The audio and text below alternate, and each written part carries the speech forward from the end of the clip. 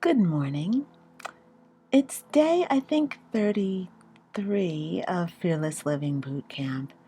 And what I've done is stopped making videos um, because at day 30, I had another awakening. So at day 23, I think it was, I had my first awakening. No, actually, that was 2 weeks ago. So, sorry, 2 weeks ago, I had my first awakening. And I realized that I no longer accept fear in my life. And I had a really powerful purging experience where I went deep into my shadow and I saw all the darkness and the fear, and I confronted it, and I felt the deepest emotional pain that I'd ever experienced. It was as if I was just in all the stored emotional experiences that I've ever had. And that was really powerful. I was worn out physically for 2 whole days. I could barely move. I could barely walk. And that was so powerful and so essential. And I said, I will never go back to suppressing my feelings. I will always feel my feelings. And the last 2 weeks have really been about feeling my feelings. And this last Saturday, it wasn't 2 weeks ago, it was 10 days ago. This last Saturday, I really realized that I am able to actually move forward without fear as my ruling principle. I didn't realize that fear had been my ruling principle. I thought that I was a courageous person, but I had an underlying sense of fear all the time.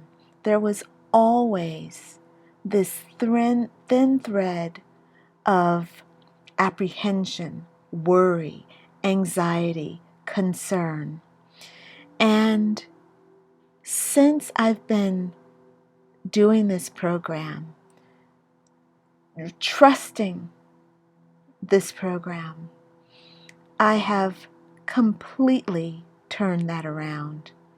I now sleep at night. I'm now able to take naps during the day because I can fully surrender. The things that scared me before, the people, the relationships, I have completely turned that around. I'm just not afraid anymore. And don't get me wrong, I still have urgings of fear. For example, there are times when I feel the fear rising up.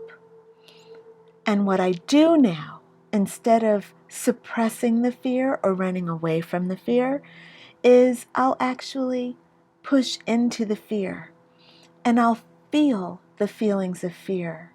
And in giving voice to those feelings, the fear actually dies down. It sinks away. It dissipates. And I see what it is that I'm afraid of. And I'm able to move into my place of power, move into my place of love. And the fear no longer has any hold on me. And I feel free and vibrant and alive.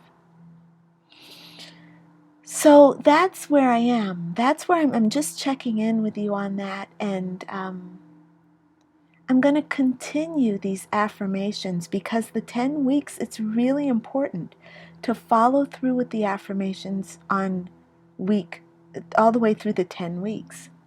Because this is the whole way of building a new habit.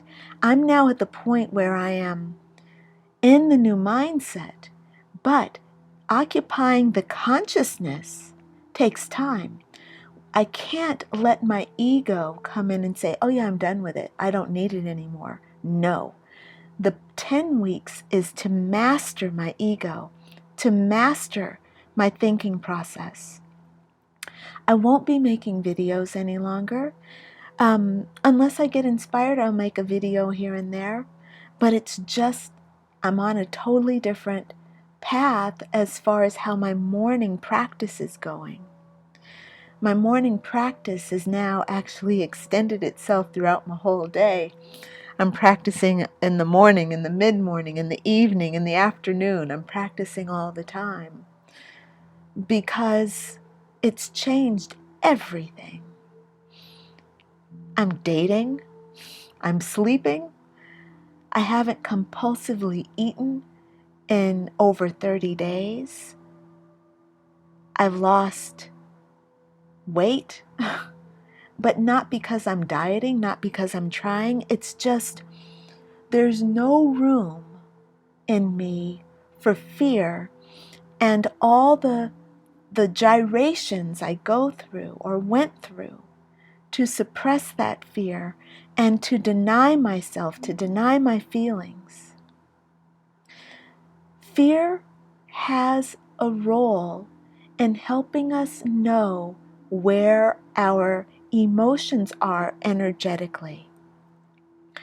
But fear is not meant to rule us. Fear is meant to come and go. We don't need to store fight or flight in our bodies. We don't need to store that. When it's necessary, it can come up, it can serve us, and then we let it go. We don't need to use fear to help us understand the world. This world is meant to be understood by love. And fear can come in to help us experience something other than love. You can be in a situation that threatens even your bodily harm. You don't need fear to tell you not to walk off the edge of a cliff. Your common sense and your relationship to height and an understanding and an innate wisdom will keep you from walking off that cliff. You don't need to be afraid of the cliff's edge in order to not walk off of it. You don't need fear to tell you not to pick up the hot pot. You don't need fear for that.